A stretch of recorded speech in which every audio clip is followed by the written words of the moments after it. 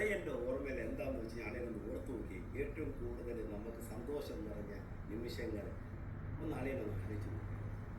ആ സൗഹൃദമല്ലേ സത്യം പറയാം ഇപ്പം നമ്മൾ തമ്മിൽ ഇങ്ങനെ അടുത്ത് നിൽക്കാൻ അല്ലേ, ഇങ്ങനെ സൂക്ഷിച്ചു ഇങ്ങനെ കൊണ്ടുപോകാനും ദൈവം നമുക്ക് തന്ന ഒരു സൗഭാഗ്യമല്ലേ അളിയ. തീർച്ചയായും 30 വർഷങ്ങൾക്ക് ശേഷം എനിക്ക് ഇപ്പം പ്രത്യേകിച്ച് എനിക്ക് പറയാനുള്ള കാര്യം എന്ന് പറഞ്ഞു കഴിഞ്ഞാൽ ഞാൻ 30 വർഷങ്ങൾക്ക് ശേഷം ഒരു വ്യക്തി, എല്ലാവരെയും എനിക്കറിയാം, എങ്കിലും ഒരു കൂട്ടമായിട്ടായിരുന്നു ഞങ്ങൾ വന്നുകൊണ്ടിരുന്നത്. അറിയാം, ആ മുഖത്തിനൊരു മാറ്റമില്ല. ആ നിമിഷമാണ് എൻ്റെ മെമ്മറിയിൽ ഇപ്പോഴും നിൽക്കുന്ന വളരെ സന്തോഷകരമായ ഒരു കാര്യം. ആ ബന്ധം ഇപ്പോഴും ഞാൻ കാത്തു സൂക്ഷിച്ച് ഞാൻ കൊണ്ടുപോകുന്നത്. നമ്മുടെയൊക്കെ ശിഷ്ടകാലം അതേ കണക്കെ നമ്മൾ അടിപൊളിയായിട്ടാണ് കൊണ്ടുപോകണം. അതല്ലേ നിന്റെ ആഗ്രഹം? അതല്ലേ, അതാണ് വേണ്ടത്. ഒരു പാട്ട് എനിക്ക് കേൾക്കാം. പാട്ട് കേട്ടതിന് ശേഷം അടുത്ത പരിപാടിയിലേക്ക് പോകാം. ഓക്കെ, അതിനായി ഞാൻ സുരേഷിനെ വേദിയിലേക്ക് സ്വാഗതം ചെയ്യുന്നു. സുരേഷ് പ്ലീസ്. ജീവിതത്തില് എല്ലാവരുടെയും ജീവിതത്തില് നമ്മുടെ ബാല്യകൗമാരങ്ങളിൽ ഏറ്റവും അധികം നമ്മുടെ സ്വഭാവ രൂപീകരണത്തിന് സ്വാധീനം ചെലുത്തുന്ന ഒരു സ്ഥലമാണ് സ്കൂളും ആ സ്കൂളിന്റെ പരിസരവും അവിടുത്തെ നമ്മുടെ കൂടെ പഠിച്ച വിദ്യാർത്ഥികളും അവിടെ നമ്മളെ പഠിപ്പിച്ച അധ്യാപകരും ഒക്കെ തന്നെ.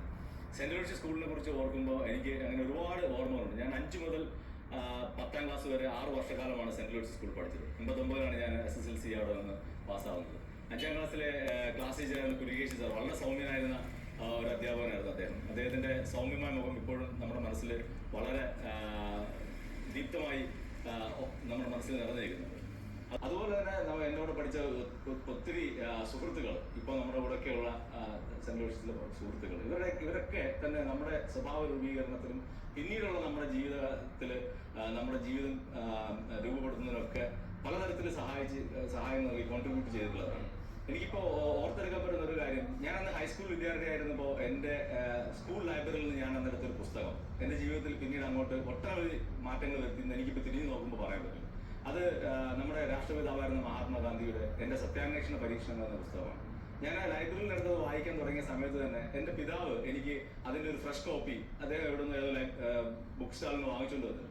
ഇത് രണ്ടും വായിച്ചു കഴിഞ്ഞ് ഇരുന്ന് ആ ഒരു ആവേശത്തിൽ ഇരുന്ന സമയത്താണ് സെന്റ് ലൂഷ്യസ് സ്കൂളിൽ ഗാന്ധി പീസ് ഫൗണ്ടേഷൻ എന്ന സംഘടനയുടെ പ്രവർത്തനമായിട്ട് കുട്ടനാട് ശിവരാമൻ നായർ എന്ന് പറയുന്നൊരു സാറ് വരുന്നത്. അദ്ദേഹം വളരെ വയോധികനായ മനുഷ്യനായിരുന്നു. ഞാൻ അന്ന് അതിൻ്റെ യൂണിറ്റിലും അംഗമാവുകയും അതിനുശേഷം പിന്നീട് അങ്ങോട്ട് 10-12 വർഷക്കാലത്തിലേറെയായി അദ്ദേഹത്തോടൊപ്പം പ്രവർത്തിക്കുകയും അതിൻ്റെ ഭാഗമായി പല സ്ഥലത്തും പോകാനൊക്കെ എനിക്ക് സാധിച്ചിട്ടുണ്ട്. ഇപ്പം ഞാൻ തിരിഞ്ഞു നോക്കുമ്പോൾ എനിക്ക് പറയാൻ പറ്റും, ഞാൻ ജീവിതത്തിൽ ഏത് തീരുമാനങ്ങൾ എടുത്താലും ഒരുപക്ഷെ അന്ന് എൻ്റെ സ്വഭാവത്തിൽ കയറിക്കൂടിയ ആ എത്തിക്കൽ സ്റ്റാൻഡേർഡ് വെച്ചാണ് ഇപ്പോഴും നമ്മൾ ഏത് കാര്യങ്ങളെയും അപ്രോച്ച് ചെയ്യുന്നത്. അത് തീർച്ചയായിട്ടും സ്കൂളിൽ നിന്ന് കിട്ടിയ ഒരു വളരെ പോസിറ്റീവ് ഇൻഫ്ലുവൻസ് ആയിട്ട് ഇപ്പോൾ ഞാൻ തിരിഞ്ഞു നോക്കുമ്പോൾ എനിക്ക് ബോധ്യമാകുന്നുണ്ട്.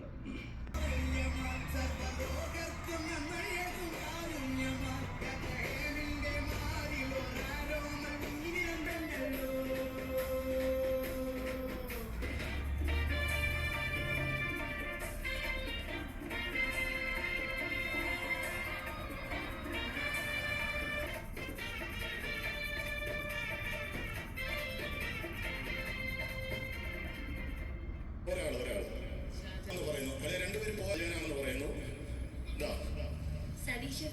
ഒന്ന് സതീശങ്കളാണെന്ന് പറയുന്നു. ഇനി സതീഷും മറ്റേത് സഹർഷയോ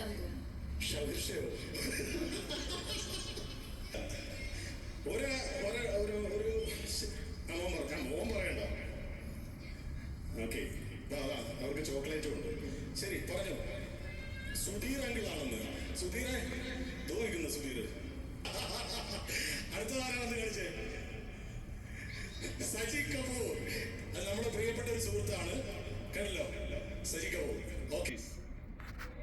1989 കൊല്ലത്തെ ഏറ്റവും പ്രമുഖമായ ഒരു സ്കൂളായ സെന്റ് ലൂഷ്യസ് ഹൈസ്കൂളിൽ നിന്നും SSLC പാസ് ഔട്ടായ വിദ്യാർത്ഥികളുടെ കൂട്ടായ്മയാണ് അലോഷീസ് 89 ബാച്ച്. ഈ അലോഷികളുടെ കുടുംബങ്ങൾ ചേർന്നുള്ള രണ്ടാമത് കുടുംബ സംഗമവും അവരുടെ കുട്ടികളെ ആദരിക്കുന്ന നമ്മുടെ പ്രതിഭാ സംഘവുമാണ് 2024 ഫെബ്രുവരി മാസം 3-ാം തീയതി ഇവിടെ നടക്കുന്നത്. ഉണ്ടായിരുന്ന ഒരു അനുഭവം നിങ്ങളുമായിട്ട് ഷെയർ ചെയ്യുകയാണ്. അത് എൻ്റെ ജീവിതത്തിലെ പഠിത്ത കാര്യങ്ങൾ അല്ലെങ്കിൽ കൂട്ടുകാരുമൊക്കെയുള്ള ഒരുപാട് കാര്യങ്ങൾ എനിക്ക് മുന്നേ ഇവിടെ എല്ലാവരും അവരവരുടെ അനുഭവങ്ങൾ പറഞ്ഞപ്പോൾ എനിക്ക് പറയാനുള്ളത് മറ്റൊരു കഥയാണ്.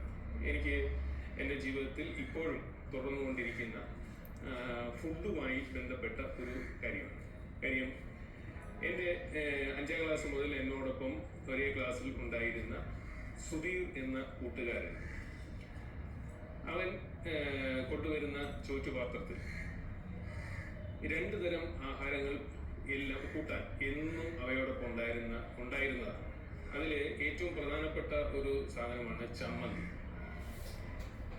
ചോറ്റുപാത്രം എന്നൊക്കെ പറഞ്ഞാൽ ഇന്നത്തെ നമ്മുടെ മക്കൾ കൊണ്ടുപോകുന്ന തരത്തിലുള്ള ചെറിയ ടിഫിൻ ബോക്സ് എന്നുള്ള നല്ല 1-ാം തരം സാമാന്യം ഭേദപ്പെട്ട വലിയ തരത്തിലുള്ള ഒരു ഉരുണ്ട നമ്മുടെ ചോറ്റുപാത്രം.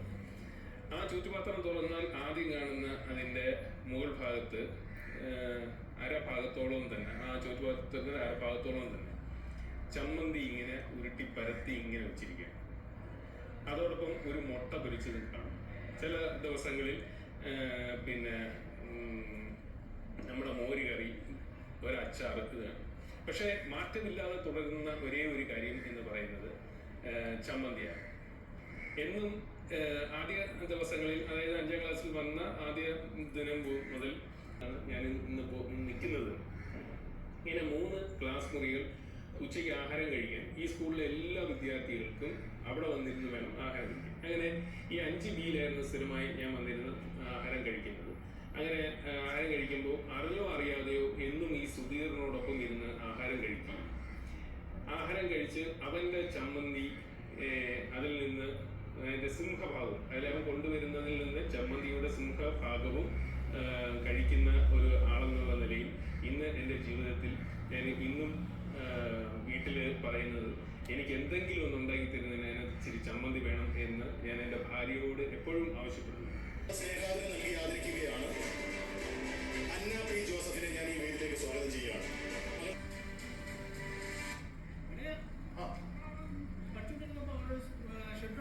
സൈക്കിളിന്റെ അതൊക്കെ അവിടെ പോയി, അത് തീരാ നഷ്ടമായി പോയല്ലോ. അതൊക്കെ പോയടാ. സതീശ, കാലം അങ്ങനെയാണ്. നമ്മൾ പഠിച്ചിറങ്ങുന്ന സമയത്ത് ഇവിടെ പല മാറ്റങ്ങളും ഉണ്ടായി.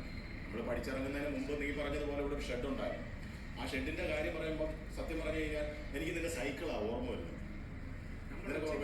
ഉണ്ടായിരുന്നു സൈക്കിള്. ഉച്ചയ്ക്ക് നമ്മൾ ചോറിനാൻ പോകുമ്പോഴും എൻ്റെ കൂടെ നീയല്ലേ എൻ്റെ കൂടെ എപ്പോഴും ഉണ്ടായിരുന്നു. അതെ, കറക്റ്റ്. കാരണം നിനക്കതൊരു പുതിയ BSA സൈക്കിളാണ്. എനിക്കന്ന് സൈക്കിളൊന്നുമില്ല. ഇന്നൊരു സൈക്കിൾ ഉണ്ടെന്ന് പറഞ്ഞു കഴിഞ്ഞാൽ തന്നെ വലിയ കാര്യം. അപ്പോൾ ആ സൈക്കിളിൽ കയറാൻ ഞാൻ പല വട്ടവും കുതിച്ചിട്ടുണ്ട്. അതുകൊണ്ട് തന്നെ നീ ക്ലാസ്സിൽ നിന്ന് ഇറങ്ങുന്നത് നോക്കിയിരിക്കും ഞാൻ. അങ്ങനെ ഞാൻ നിന്റെ പുറകെ വന്ന് ആ സൈക്കിളിൽ കയറി എത്രയോ ദിവസങ്ങൾ. അന്ന് നിനക്ക് ഇങ്ങനൊന്നും അല്ല, കുറച്ചുകൂടെ വണ്ണം ഉണ്ടായിരുന്നു, എനിക്കും വണ്ണം ഉണ്ടായിരുന്നു. എന്തായാലും അതൊക്കെ ഓർക്കുമ്പോൾ സത്യം പറഞ്ഞു കഴിഞ്ഞാൽ അത് വല്ലാത്ത സന്തോഷമാണ്, ഒരു വലിയ നഷ്ടബോധം തന്നെ തോന്നുന്നു. ഇപ്പോഴും ഉണ്ടോ ആ സൈക്കിൾ? ഇപ്പോഴും ഞാൻ സൂക്ഷിച്ച് വെച്ചിരിക്കുകയാണ്. അതാണ് അതൊരു വലിയ പ്രത്യേകത. അതായത് വർഷങ്ങൾക്ക് മുമ്പ് ഞാനും ഇവരും ചവിട്ടിയിരുന്ന ആ സൈക്കിള്, സതീഷിന്റെ സ്വന്തം സൈക്കിള്, ഇത്ര വർഷം കഴിഞ്ഞിട്ടും സതീഷ് സൂക്ഷിച്ചു വെച്ചിരിക്കുകയാണ്. ഓർമ്മകൾ അങ്ങനെയാണ്. ചില ഓർമ്മകളെ നമുക്ക് അത്ര പെട്ടെന്നൊന്നും മൂടി വയ്ക്കാനോ കൂട്ടി വയ്ക്കാനോ പറ്റില്ല. ചിലത് നമ്മൾ ജീവിത അവസാനം വരെ സൂക്ഷിച്ചുകൊണ്ട് നടക്കും. അതാണ് സ്കൂൾ ജീവിതത്തിൽ നിന്ന് കിട്ടുന്ന ഓർമ്മകളുടെ ഒരു ശക്തിയും കരുത്തും. ഈ സ്കൂളിൽ വന്നു കഴിഞ്ഞാൽ പഠനം അതും വളരെ സന്തോഷകരമായ രീതിയിൽ തന്നെ കഴിഞ്ഞതിന് ശേഷം പിന്നെ വൈകിട്ടാകാൻ വേണ്ടി കാത്തിരിക്കുകയാണ് സത്യം പറഞ്ഞാൽ സ്പോർട്സിനകത്ത് ഇറങ്ങാനായിട്ട്. ബാബിനി സാറിൻ്റെ സ്പോർട്സിനകത്ത് അതിനകത്തുള്ള പ്രാക്ടീസും കാര്യങ്ങളെല്ലാം കഴിഞ്ഞ് സത്യം പറഞ്ഞാൽ എത്ര നേരം ഈ സ്കൂളിൽ നിൽക്കാൻ പറ്റും എന്നൊരു ചിന്തയാണ്. മാക്സിമം ചിലപ്പോൾ എനിക്ക് തോന്നുന്നു ഒരു 5-5.5 മണി നേരം നിൽക്കണം. ആ സമയത്ത് ഈ ക്ലാസ്സുകളെല്ലാം കഴിഞ്ഞതിന് ശേഷം ഹിന്ദിക്ക് ബാബുനി സാറ് പ്രത്യേക ഒരു ക്ലാസ് എടുക്കുകയാണ്. കാരണം എന്ന് പറഞ്ഞാൽ ട്യൂഷന് വേറെ ഒരു സമയത്ത് ഞങ്ങൾക്ക് അറ്റൻഡ് ചെയ്യാൻ പറ്റാത്തതിനകത്ത് ഹിന്ദിക്കകത്ത് വളരെ പുറകോട്ട് പോയതിൻ്റെ അടിസ്ഥാനത്തിൽ സാറ് പ്രത്യേകം ഞങ്ങളെ ക്ലാസ് എടുക്കുന്നുണ്ടായിരുന്നു. ആ ഒരു കാഴ്ചപ്പാടും ഇവിടുന്ന് എനിക്ക് കിട്ടിയ ഓരോ അനുഭവങ്ങളുമാണ് സത്യം പറഞ്ഞാൽ ഇപ്പോൾ ഞാൻ ഈ രീതിയിൽ നിൽക്കാനായിരുന്നാലും ശരി തന്നെ എൻ്റെ മുന്നോട്ടുള്ള ജീവിതത്തിലുള്ള എൻ്റെ പ്രചോദനമാരെന്നാലും എല്ലാ കാര്യങ്ങളും എനിക്ക് ഇവിടുന്ന് കിട്ടിയ ഒരു അനുഗ്രഹമാണ്. ഇതാണ് എനിക്ക് ഈ സമയത്ത് നിങ്ങളോട് പങ്കുവയ്ക്കാനും ഓർക്കാനുള്ള കാര്യങ്ങൾ. എൻ്റെ എല്ലാ പ്രിയ കൂട്ടുകാർക്കും എൻ്റെ വിനീതമായ നന്ദി.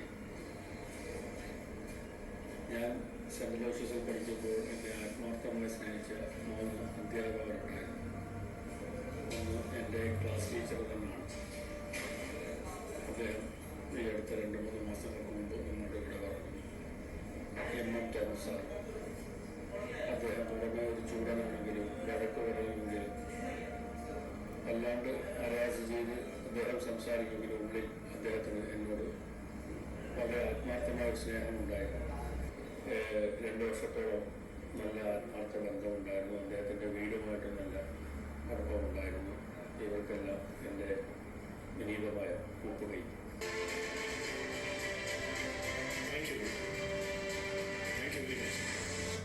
ആലോചിക്കുന്നവരെ ഈ സ്കൂളിലെ അനുഭവങ്ങളെ കുറിച്ചാണ് നമ്മോട് പറയാൻ പറഞ്ഞിട്ടുള്ളത്. ഒരുപാട് അനുഭവങ്ങളുണ്ട്. അത് എനിക്ക് മാത്രം നിങ്ങൾക്ക് എല്ലാവർക്കും ഉണ്ട്. നമ്മൾ ഈ സ്പോർട്സും നാടകവും മറ്റു പരിപാടികളൊക്കെ ആയിട്ട് നമ്മുടെ സ്കൂളിൽ കൂടുതലും അനുഭവങ്ങളെ കുറിച്ച് നമുക്ക് പറയാനാണെങ്കിൽ ഓഫ്കോഴ്സ് എൻ്റെ ആദ്യമായുള്ള പ്രശ്നം ക്ലാസ് ഒരുപാടുണ്ട്. എനിക്ക് പെട്ടെന്ന് ഓർമ്മ വരുന്ന സാധനം, പെട്ടെന്നല്ല, ഒരു രസകരമായ ഒരു കാര്യം പറയാനുള്ളത്, നമ്മളുടെ ഒരു നാടകം ഉണ്ടായിരുന്നു ദീപിക ജസയ്ക്കത്തിൽ. ആ ഒരു നാടകത്തിന് ശിവകുമാർ, ഞാൻ, അബൂബക്കർ, മക്കർ, ഓഫ്കോഴ്സ് കാതിൽ കടുക്കിട്ട മക്കർ ഒക്കെ ആയിട്ടായിരുന്നു പരിപാടി ഉണ്ടായിരുന്നു. അപ്പൊ അന്ന് സ്റ്റേജിൽ രാത്രി 2 മണി വരെ 3 മണി വരെ മറ്റോ നാടകം ഉണ്ടായിരുന്നു. ക്രയോൺ സ്കൂൾ വെച്ചായിരുന്നു. ആ ഒരു സമയത്ത് എനിക്ക് ഒരു പ്രധാനപ്പെട്ട കഥാപാത്രം ഞാൻ ഉണ്ടായിരുന്നു. പക്ഷെ എന്റെ കഥാപാത്രം ആ ഒരു സമയം ഞാൻ ഉറങ്ങിപ്പോയി. 2 മണി ഞാൻ പറഞ്ഞല്ലോ. അപ്പൊ സ്റ്റേജിലേക്ക് വന്ന സമയത്ത് എനിക്ക് എൻ്റെ ഡയലോഗ് മറന്നപ്പോൾ എൻ്റെ ഡയലോഗ് ശിവകുമാർ പറഞ്ഞു തന്നു. അതൊന്ന് ഓർമ്മിപ്പിച്ച് ആ ഒരു രംഗം അഡ്ജസ്റ്റ് ചെയ്ത് പോയെന്നുള്ളതാണ്. അപ്പൊ അങ്ങനത്തെ ഒരു അനുഭവം എനിക്ക് നാടകമായിട്ട് ബന്ധപ്പെട്ടുണ്ടായിരുന്നു. അതുപോലെ നിരവധി അനുഭവങ്ങളുണ്ട്, വേറെ ഒരുപാട് കാര്യങ്ങളുണ്ട് പറയാൻ. പക്ഷെ നമുക്ക് സമയം തെളിയിട്ടില്ലല്ലോ. തൽക്കാലം ഈ കാര്യങ്ങൾ ഇനിയും മറ്റുള്ള പലരുടെ അനുഭവങ്ങളും എല്ലാവരും ചേർത്ത് കോർത്തിണക്കി ഒരു സംഭവം ചെയ്യുമ്പോൾ നിങ്ങൾക്ക് കുറച്ചും കൂടി നർമ്മം ഉള്ളതായിട്ട് തോന്നും. അപ്പോൾ ഇതാണ് എനിക്ക് പറയാനുള്ളത്. ഞാനത് പറഞ്ഞു തരികയായിരുന്നു. ഇവിടെ ഞാൻ പറഞ്ഞു വന്നത്, അങ്ങനെ ജയകുമാർ ലോട്ടറീസ് കേരളത്തിന്റെ വിവിധ ഭാഗങ്ങളിലുള്ള ഒരു വലിയ ഏജൻസിയാണ് ജയകുമാർ ലോട്ടറീസ്. ഓക്കെ, ഈ ജയകുമാറിനും ഡോക്ടറേറ്റ് ലഭിച്ചിട്ടുള്ളൂ. അതും കൊളംബോ യൂണിവേഴ്സിറ്റിയാണ്. ഇതിലൊരു പ്രത്യേകത, മറ്റേത് കൊളംബോ ഗവൺമെന്റ് ആണെങ്കിൽ ഇത് കൊളംബോ യൂണിവേഴ്സിറ്റി ഡോക്ടറേറ്റ് നൽകി ആദരിച്ചിട്ടുണ്ട് നമ്മുടെ ജയകുമാറിനെ. പക്ഷെ അത് കുറച്ച് മുമ്പായി പോയി. ഞങ്ങളത് അറിഞ്ഞപ്പോൾ കുറച്ച് വൈകി പോയി. എന്തായാലും ആ കട ഞങ്ങൾ വീടും ഉടനെ തന്നെ ഇപ്പോൾ തീർച്ചയായിട്ടും ഞങ്ങൾ ഇത് ഒരെണ്ണമേ കരുതിയിരുന്നുള്ളൂ.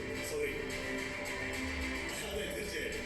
അതുപോലെ തന്നെ ജയകുമാർ അഡ്വക്കേറ്റ് ആണ് അല്ലേ? ഇനി ഇവർക്ക് നിങ്ങളോട് എന്തെങ്കിലും ഒരു 2 വാക്ക് സംസാരിക്കാനുണ്ടാവും?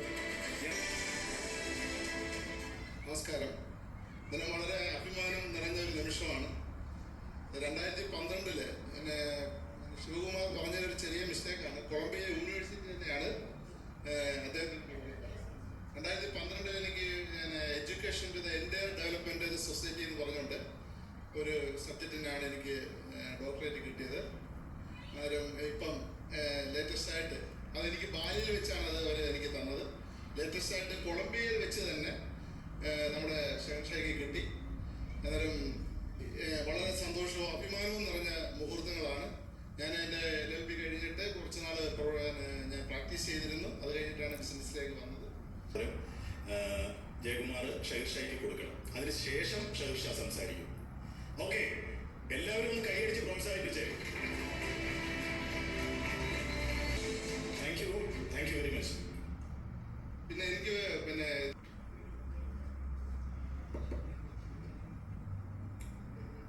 എല്ലാവർക്കും നമസ്കാരം.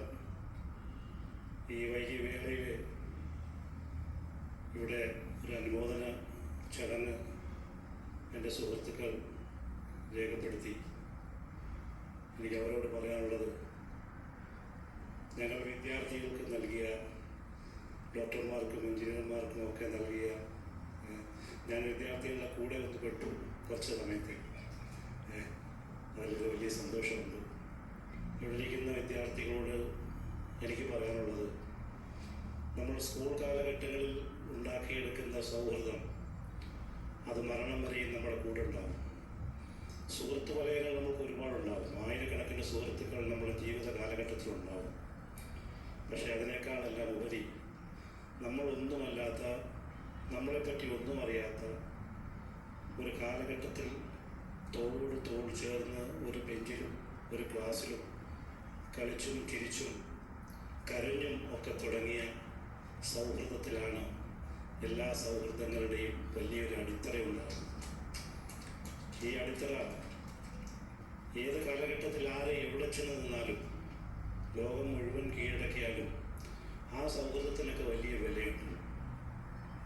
ആ സൗഹൃദത്തിനും ആ കൂട്ടായ്മയ്ക്കും വേണ്ടി ചിലരൊക്കെ എത്ര ത്യാഗം സഹിച്ചും പല രാജ്യങ്ങളിൽ നിന്ന് വരെ അങ്ങനെ കൂട്ടായ്മ ഉണ്ടാകുന്ന സമയങ്ങൾ എത്തിച്ചേരാറുണ്ട്.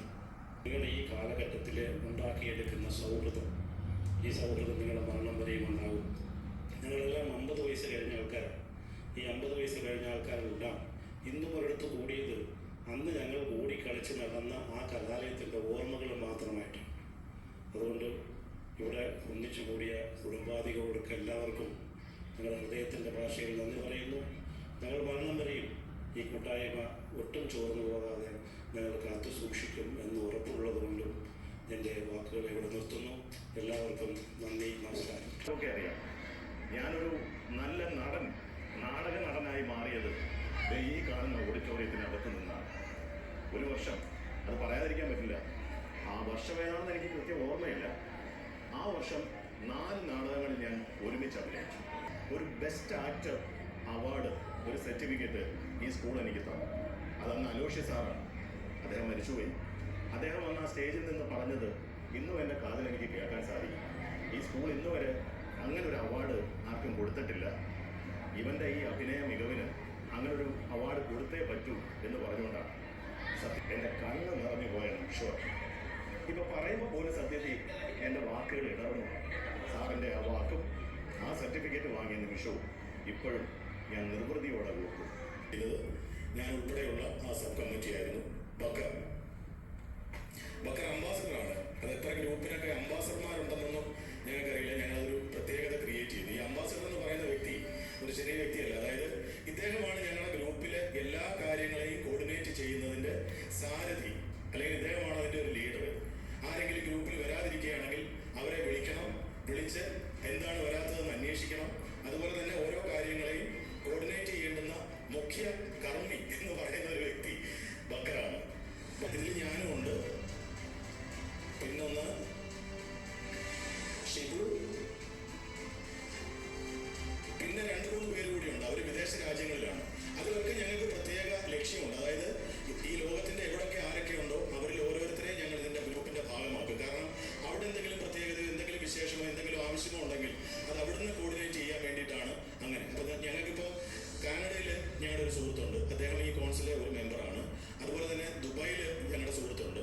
അദ്ദേഹവും ഈ കൗൺസിൽ മെമ്പറാണ്. സൗദിയിലുണ്ട്. അപ്പോൾ ഇങ്ങനെ ഈ പല രാജ്യങ്ങളിലൊക്കെ ഉള്ളവരെ കൂടെ കോർഡിനേറ്റ് ചെയ്തുകൊണ്ടാണ് ഈ സബ് കമ്മിറ്റി പ്രവർത്തിക്കുന്നത്. ഇത് ഈ വിധത്തിൽ ഗംഭീരമാക്കാൻ സഹായിച്ചത് ഞങ്ങൾ 46 പേരടങ്ങുന്ന ഈ സ്കൂൾ ഗ്രൂപ്പ് തന്നെയാണ്.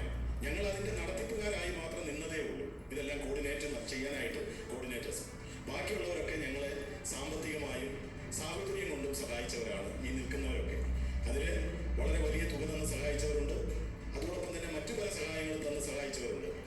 അങ്ങനെ നേരത്തെ ഇവിടെ ഷെയർഷാ പറഞ്ഞതുപോലെ ഞങ്ങളുടെ ഒരു സുഹൃത്തിനെ ഞങ്ങൾ മുമ്പൊരിക്കൽ സഹായിച്ചിരുന്നു. ആ വാർത്തയൊക്കെ നിങ്ങൾ അറിഞ്ഞിട്ടുണ്ടാവും. അപ്പോൾ അതുകൊണ്ട് ആരെയും ഞങ്ങൾ മാറ്റി നിർത്തുകയോ അല്ലെങ്കിൽ വേർപെടുത്തി കാണിക്കുകയോ ഒന്നും ചെയ്യുന്നതല്ല. എല്ലാവരും തന്നെയാണ് ഈ ഗ്രൂപ്പിൻ്റെ ശക്തി. ഞങ്ങൾ അതിൻ്റെ നടത്തിപ്പുകാർ മാത്രമാണ്. ഞങ്ങൾ ഇപ്പോൾ ഈ പ്രോഗ്രാം കഴിയുന്നതോടുകൂടി ഈ കമ്മിറ്റിയുടെ എല്ലാ അധികാര പരിധികളും തീരും. വീണ്ടും വേറൊരു കമ്മിറ്റി വരും. അപ്പോൾ അങ്ങനെ എല്ലാവരെയും ഞങ്ങൾ ഈ ഗ്രൂപ്പിൻ്റെ കോർഡിനേറ്റിംഗ് കമ്മിറ്റിയിലേക്ക് നിങ്ങൾ തിരഞ്ഞെടുക്കും കോൺസുൽസ് ആയിട്ട്. അതൊക്കെയാണ് ഇതിൻ്റെ പ്രത്യേകത. ഫ്രണ്ട്ഷിപ്പ് എന്ന് പറയുന്നത് തീർച്ചയായിട്ടും ഒരു മനുഷ്യൻ്റെ ജീവിതത്തിലെ ഏറ്റവും വലിയ സ്ട്രെങ്ത്താണ്. ആ സ്ട്രെങ്തിന് ഒരുപാട് ഉദാഹരണങ്ങൾ നമ്മുടെ ഈ ഭൂമി പ്രപഞ്ചത്തിലുണ്ട്. അലോഷ്യ ഗ്രൂപ്പ് അതിന് ഒരൊറ്റ ഉദാഹരണമാണ്. ഇനിയും നിങ്ങൾക്ക് ബോധ്യപ്പെട്ടില്ലെങ്കിൽ ഞാൻ തന്നെ കാണിച്ചു തരാം. ഇതാ എൻ്റെ ഒപ്പം കണ്ടില്ലേ, ഇത്രയും സുഹൃത്തുക്കളുണ്ട്. ഇത് ഒരു ആർട്ടിഫിഷ്യൽ ഒത്തുകൂടലൊന്നുമല്ല. ഉള്ള സത്യം ഞാൻ പറയാം. നമ്മുടെ പ്രോഗ്രാമുമായി ബന്ധപ്പെട്ട് ഒരു ചെറിയ ഷൂട്ട് ഞങ്ങൾ അറേഞ്ച് ചെയ്തിരുന്നു. ആ ഷൂട്ടിന് വേണ്ടിയിട്ട് ഒത്തുകൂടിയതാണ്. ഇത് മാത്രമല്ല, പല സുഹൃത്തുക്കളും ഞങ്ങളുടെ കൂടെ ഉണ്ടായിരുന്നു. പക്ഷെ അവർക്കൊക്കെ രാവിലെ പല ജോലിക്കും പോകേണ്ടതുകൊണ്ട് അവർ ആ വഴിക്ക് പോയി. ബാക്കിയുള്ളവർ ഈ ഷൂട്ട് തീരുന്നത് വരെ, കാരണം അതാണ് കമ്മിറ്റ്മെന്റ്. പറയുന്നില്ല, കാരണം എന്താ, ഇവർ വേണു ആയിക്കോട്ടെ, സുരേഷ് ആയിക്കോട്ടെ, ഷാനവാസ്, ഇവരൊക്കെ ഇതിൽ ഞാനും പക്കർ മാത്രമേ ഉള്ളൂ കുറച്ചൊന്ന് റിലാക്സ് ചെയ്ത് നിൽക്കാൻ പറ്റുള്ളൂ. ബാക്കി എല്ലാവരും നല്ല തിരക്കുള്ളതാണ്. പക്ഷേ എന്നാൽ പോലും ഇങ്ങനെ ഒരു ഷൂട്ടിന്റെ കാര്യം പറഞ്ഞപ്പോൾ ഇവരെല്ലാം പെട്ടെന്ന് വരികയും ചെയ്തു. ആ വേണുവൊക്കെ മുള്ളെ കുത്തിയ പോലെ നിൽക്കുക. ഇപ്പൊ ഇവിടെ ഇങ്ങനെ എത്ര നേരം നിൽക്കാനുള്ള ഒരു കാര്യം എന്തായാലും ഒരു പുഷ്പം മാത്രമേ പൂക്കുലയിൽ ഒടുവിൽ നീ